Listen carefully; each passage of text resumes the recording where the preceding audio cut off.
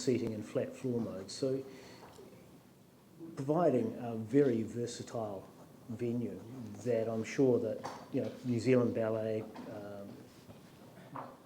companies would be able to work with. Now I acknowledge it's not a full fly tower setup, and prior to the earthquakes we didn't have the Isaac Theatre Royal in that space.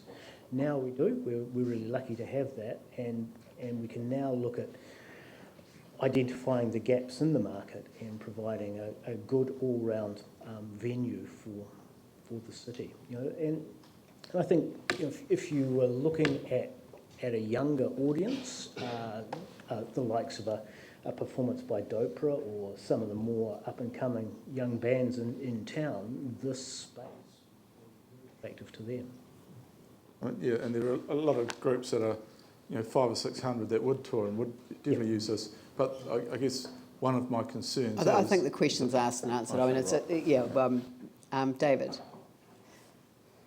Thank you. Your options analysis chart and the RMA risk, correct me if I'm wrong though, seems to focus on risk associated with demolition. Have we any risk associated with repair and restructure? Well, as I said, we already have our resource consent for repair of the building. That was granted day before yesterday for the full repair of the building, and that's been reviewed by Heritage Advisors, so we'll be going through getting our building consent. In terms of risk of rebuild, that has been canvassed extensively during the design, documentation and tendering process with the contractors. Glenn? Thank you. My question is around risk and contingency relating to ground conditions. So we all know that Christchurch is very challenging in this respect. So my question is, how much confidence do you have that you've built sufficient contingency into this project around any geotech surprises and foundational requirements? Okay, John here from Holmes Consulting Group is present. John... he's not. Sorry, he's actually No, he's not. You have to put our engineer hat on. So, it's here today, gone tomorrow. So in terms of geotechnical investigation, that site has been done to death in terms of what exists underneath the building. And the ground improvement solution that is part of the repair involves jet grouting and building a grout matrix underneath the building.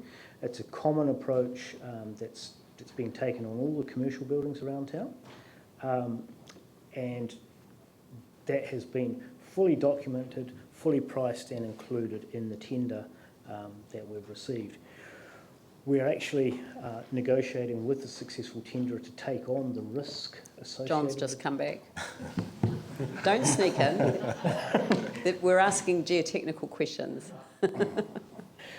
So we're actually negotiating with the tenderer to take on the risk of ground conditions. The tender period for this project was 15 weeks, and we gave all of the tenderers ample opportunity to visit the site, make their own inquiries, and I think the result of the tender process confirms that everybody fully understands what they're getting involved with and have priced it accordingly. But I think that, I mean, there's also a risk at sort of saying that we're prepared to build more into it, that essentially people have had their due diligence and they're submitting prices based on that knowledge. But you don't think, John, that there's, I think the phrasing was some geotechnical surprises that might sort of flummox the process. And how much confidence in the contingency? Yes, look, I'd go so far as to say I think this is probably now one of the most studied pieces of ground and one of the most studied pieces of ground in the world. And so while there's no such thing as certainty under those circumstances, I think we've got the risk has been pretty well quantified and managed very effectively. So, we could never say that there's nothing to be found, but I think we've certainly got it very well contained within the budget we have. One of the things I would add is that the solution that they've come up with and gone through has been also peer reviewed very robustly. So it's not only one set of engineers' opinions, it's gone through another. So, you know, it is one of the risks that we've, as John said, taken very seriously and done a lot of work on. I'm just going to use the advantage of John being here because I sort of used an expression yesterday, and perhaps and I was just making up stuff as I went, but it's kind of like this phrase of poor man's base isolation, that the land underneath the town hall actually, in a funny way, protected the town hall from the severity of the shaking damage that might have occurred if it had been on a stiffer foundation. Yeah, there's certainly an aspect of that. And so, ironically, perhaps in the process of fixing the ground, we're going to expose the building to more shaking in the future, but that's been addressed through the other structural work which is being done. And so, ultimately, we'll have a building which is much better performed, all things taken into account. Great, that's great, thank you. Ali? Oh, well, yeah, I mean, I had you down next, That's cool. but I didn't get you mixed up. No, thank you. I did want to ask, actually, if you don't mind, about the insurance, because the indemnity money that's we are due, if you like, because of where we're at with it at the moment. 28 million's been paid so far. Correct. The indemnity's 32. Yep. Why the difference? Why have we not been paid the full indemnity? It probably needs to defer that to the insurance team and come back. We got the answer. We got the answer yesterday, and Diane, I did email it out yesterday. Diane, do you want to just make that statement from there? That would be fine. Not all of the reinsurance is paid. The amount of the indemnity. That's why we are. It's in dispute. No. Some of the reinsurers haven't paid. Okay. And I wanted to know too whether the money that is to be paid, I know that we have, this has been answered, but I think it's important to actually have it on the table too. The money that has been paid and we expect to be paid on the insurance, that will go into the town hall, that is ring fenced for the town hall? I'm asking, not stating. Perhaps I could pick that up and then Diane could, or do you want to pick that up, Diane? If I could answer, we have a schedule of monies that we have received. So yes, it will go into the town hall, but we don't put it into a separate bank account waiting for it to happen. So the answer is sort of yes and sort of no. Yeah, well, no, it's actually a really good question, and that's actually a very good answer, because the truth of it is that we are still attempting to get a global settlement with our insurers, and whatever is paid into the Christchurch City Council on the part of the town hall will come off the global settlement, so that there's no guarantee that any amount, I mean, it will contribute an amount to the total, but it may not reflect on a greater amount, if you see what I mean. No, yeah. So it's a yes and a no. The money's not ring fenced for the town hall, but it will only be spent on the town hall when it arrives. Just one other very quickly. One of the points of feedback, or some of the feedback that we've had, particularly from the performing arts sector, is that there are elements of both the town hall and the auditorium and the building as a whole that need to be improved. In fact, I've heard the word betterment used in those sorts of phrases. What I want to know is, has that been included in the plans, and are there any issues around the heritage? And I know it's not a status because it's not with Heritage New Zealand, it's only in our own city plan that it has a heritage status, if you like. But is there anything in that would preclude some of these redevelopments or developments for betterment from happening? Okay, so we are working very closely with the likes of the CSO in particular around the auditorium and how that works for them, various other users around the facilities, and addressing all the well-documented shortcomings of the various spaces. So as we go through the process, those shortcomings are being addressed and will continue to be addressed with the users and the stakeholders. And where it impacts on the heritage fabric, we'll work through with the heritage team. Has it been budgeted for? Yes, it has. Yes. Yep. Thank you. Yeah, Pauline. Yes, my question is, and it may be buried in the report somewhere, but should the staff recommendation be adopted, which is the total repair at 100%, what is the time frame for that completion? So if we accept a contract next week, we expect to have the town hall up and running in June 2018. So a 3-year build. 3 years. Right, thank you. Yanni? Thank you. I had several questions. One is, you went through a chart with the different options, with the different colours. If we don't proceed to repair it as we've previously resolved, what is the timing difference between getting on and getting it done by repairing it to 100% versus those other options that you have? Okay, so quite clearly where we find ourselves in a medium or high resource management risk scenario, we have to lodge a new resource consent that will be fully notified, and that process is anywhere between a 4 and 6 month process for notified resource consent, and then we would be open to appeal to the Environment Court, which could add a considerable length of time to the process. So, Are we talking months or years? If you end up in the Environment Court, it's years rather than months. Thank you. The other aspect to remember is we have a tender on the table now, and that tender has a duration, a validity period, which will expire, and so we would then be faced with going back to the market, and that again has reputational risk for the council. Okay. Obviously, other things like if we were building a new facility somewhere else, we'd then have to go into land purchase, we'd have to buy that, we'd have to... So there's a brand new facility on another site. I would say you're again adding years, not only the years that you're talking about resource consent, but by the time you purchase it and then design build. So, but just from a sequencing point of view, you'd obviously need to get the consent to demolish it and wait for the Environment Court or Supreme Court, High Court appeals. Correct. Before you started building the new one. So you could be talking another 10 years if you were looking at a new 10 years, but I think that yes, you would be, well, we would have to look at the risk of proceeding building a new one while you hadn't resolved the issues with the old one, and there would be certainly risks if you overlap those, but that would be something we'd have to come back to you on. I guess I'm just comparing it to like what's currently happening with the Anglican Cathedral, which, you know, is tied up in court, but not actually a lot happening. So, and that's almost getting on to 5 years. So, yeah. Okay. I don't think that's a fair comparison. This is very well protected, isn't it, from the elements? The town hall is? Yes, it is. Yeah, thank you.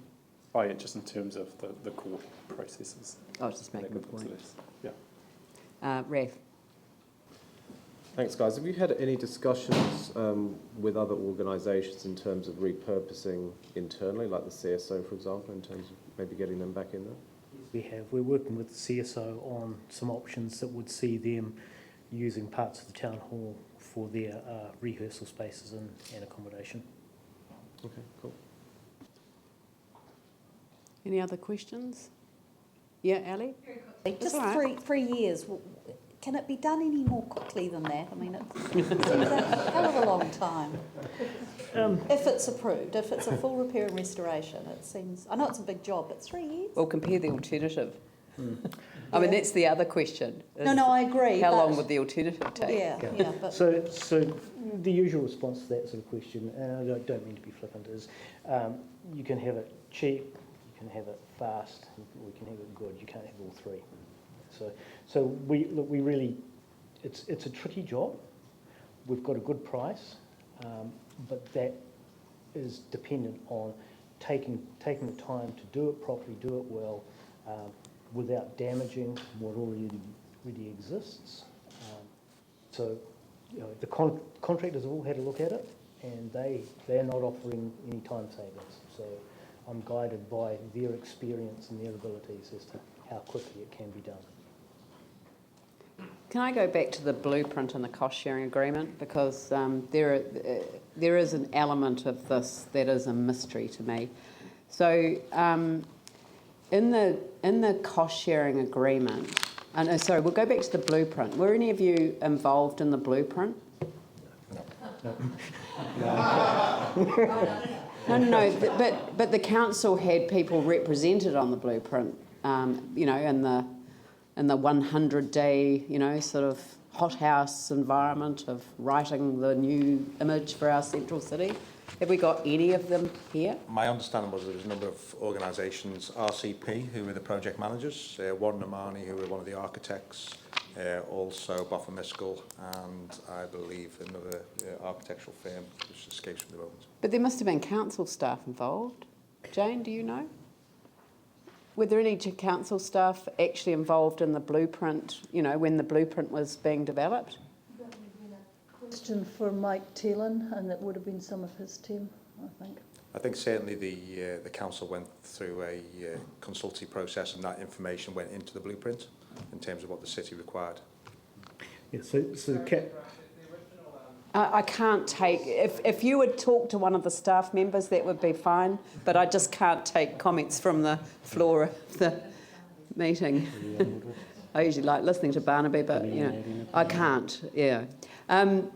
So, sorry, say that again. I was going to say that from having come into council recently and talking to staff, council's involvement was really more around the definition of what was required rather than how much it would cost. And I think No, I'm talking about the blueprint. So Yes, that was the decision to allocate parts of land for what was called a performing arts precinct, and also allowing then into the cost share the Christchurch Town Hall, because the original blueprint had no town hall and had space there, the green space, a part of the frame, as I understand it, and that when the decision was made around the town hall, the frame was shrunk back to the river. Is that right? So I think if you read the recovery plan, which the blueprint contains, it says that should the town hall not be repairable, then the block north of Armagh will be used for a new performing arts precinct in terms of the auditoriums. So the blueprint at that stage didn't know whether the town hall was going to be saved or not. So the actual wording is, should the town hall not be repairable? I kind of would like an exact phrase on this, because it does sound as if the assumption was that it would only be demolished if it wasn't repairable. Was that the understanding? That's what I'm trying to do, is to get an understanding of what was going on at a time when I had no, you know, sort of direct involvement in anything. So I can't comment on the on the blueprint, and certainly, look, I can go down and download a copy of it. But in the cost share, it talked about... I've got one on my wall. I know what it looks like. Okay. But it's not that. What I'm looking for is, what was the expectation at the time within the council organisation when the blueprint was being developed? I mean, did we argue that the town hall should remain within the blueprint until such time as we knew whether it was going to be repairable? I mean, I'm kind of trying to get a picture of what was going on at the time, because I have no idea. It's a mystery to me. It was kind of behind closed doors. Madam Chair, we should adjourn. We'll go and get Mike, because I'm sorry, none of us staff here were there at the time, and so... Okay, well, we don't need to adjourn. Yeah. I'm going to go on to the cost sharing agreement, so we'll go on to that, and then we'll come back to the blueprint. And I'm sorry if others think that... Do you not want... I just want to get to the... Okay. Well, I do too, but I'm just sort of a little frustrated at the lack of quality information in the public arena around the decision that we're going to be making today. So I want it to be crystal clear. Was there any obligation under the cost-sharing agreement to only repair elements of the town hall? Or was that entirely a decision that was to be made by the Christchurch City Council? So the cost-sharing agreement, Schedule 10 for the Performing Arts, Council will make a final decision on the Town Hall repair by the 31st of August 2013. Council did resolve on the 29th of August to meet that criteria. And that's why that date was, you know, prior to the election. It was because it had to meet the deadline set by the cost-sharing agreement. Yeah, that's Thank correct. you. And then within the cost sharing schedule, which talks about project cost, project funding, the governance, well, not the governance actually, but the ownership and operating cost and estimated project completion date, they're all to be confirmed. The one thing it does say is the project delivery responsibility is with CCC, and that the Crown to be provided with a reasonable opportunity to sign off on the scope and design, and that's what that resolution on the 29th provided, which goes back to the Schedule 10 in the appendices. Yep. And talks around the 3 options that council can make. Options for the precinct could include the existing town hall, auditorium, James Hay Theatre, and a new southern entrance to the facility. Option 2 was the existing town hall, auditorium with pre-function space and also a 500-seat auditorium, small theatre and the music centre on a designated site, land between south of Armagh and east of Colombo Streets. And option 3 was the existing town hall, auditorium, James Hay Theatre and a new southern entrance to the facility, and also a small theatre and music centre on designated land between the south of Armagh and east of Colombo Streets. So did that preclude the repair of the complete town hall? Council's option was option 3, I believe. So that was... The James Hay Theatre, the auditorium and the south entrance, and building the bits around the performing arts precinct as it is designated at this point in time. Right, so that was what that meant. Correct. So any suggestion that we hadn't complied with the provisions of the cost sharing agreement just simply weren't correct? So I could read the resolution that council made in terms of that, if you wish. Yep. Okay, so on the 29th of the 8th, 2013, item 58, confirm that the option for the Performing Arts Precinct will be the Town Hall restoration, as above, a new core theatre, a home for the Music Centre of Christchurch and for the CSO, and to continue with the feasibility study for the precinct via stakeholder engagements to achieve a brief and project definition that meets the required Crown/CCC cost-sharing agreement budget. So that's essentially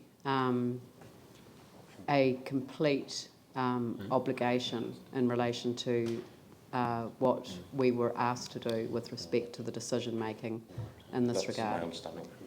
And the only thing that doesn't still make sense to me is why the costings were so wrong.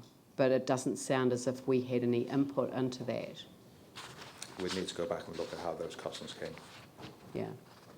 Right, Raf? I just add, I mean, let's face it, most of the costings around the blueprint have been wrong, but I think we should also know that the land is no longer available. Yes. For that option. That was taken away last Yeah, April. it was uplifted last year. Yeah, so yeah. There is no alternative. No, I understand, and which is why the advice is that if we were to go down the other option, that we would have to buy the land, which is exactly the case. Mike, just a quick question. It's a really quick question. In terms of the blueprint, was it the council's, grab a seat, was it an expectation in the development of the blueprint that the decision on the town hall was really based on whether it was repairable or not? And if it was repairable, then that would flow on to what was going to be made available for the development of the balance of the performing arts precinct. And if it wasn't repairable, well then there were 2 elements, the north and the south side of the north and the south side of Armagh would be made available for the performing arts precinct. It was all based on the repairability of the town hall, wasn't it? Well, yes, in the broadest context, the blueprint, as far as I can recall, and it seems to be aeons ago. It was. Sort of the town hall at one end and the sort of the Isaac Theatre Royal at the other anchored the performing arts. So you basically had the performing arts sort of running through that, of which you had the performing arts hub. And it certainly was, from recollection, that's our document, not the blueprint document. Oh, okay. The extent of that and the size of what was being invested was always contingent, I think, on what was happening with the anchor points. So the town hall certainly was going to influence any decisions around the size and scalability of what was going into the performing arts precinct, and specifically that northern block was the one that was the at-risk block. Yeah, but it was about repairability.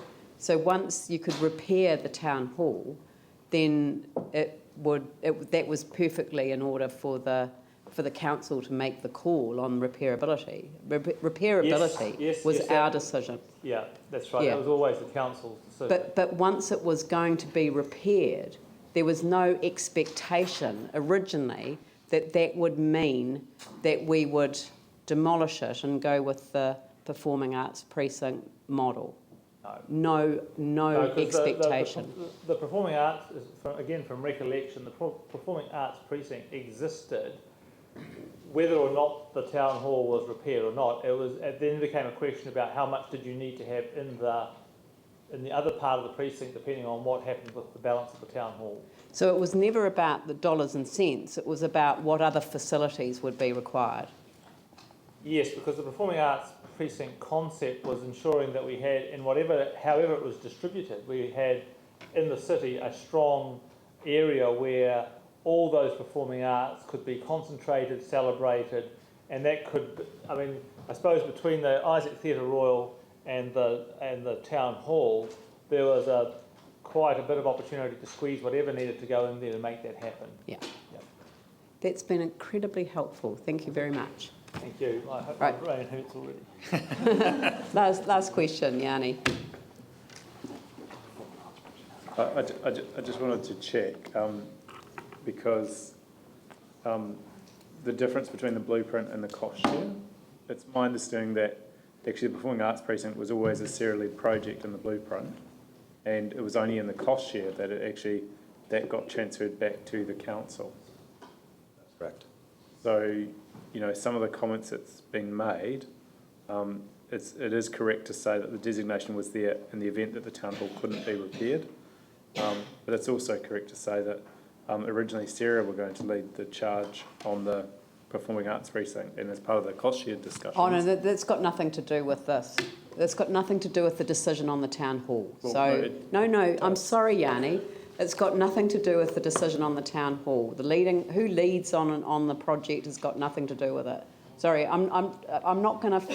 You can say what you like in the debate. So, Chair, I've now got the information sure that was requested. If you wish me to read it out, so it says the precinct designator would be sufficient to provide for a range of facilities in the event that the town hall cannot be repaired. Yep, in the event that the town hall cannot be repaired. In the event that the town hall cannot be repaired. Thank you very, very much.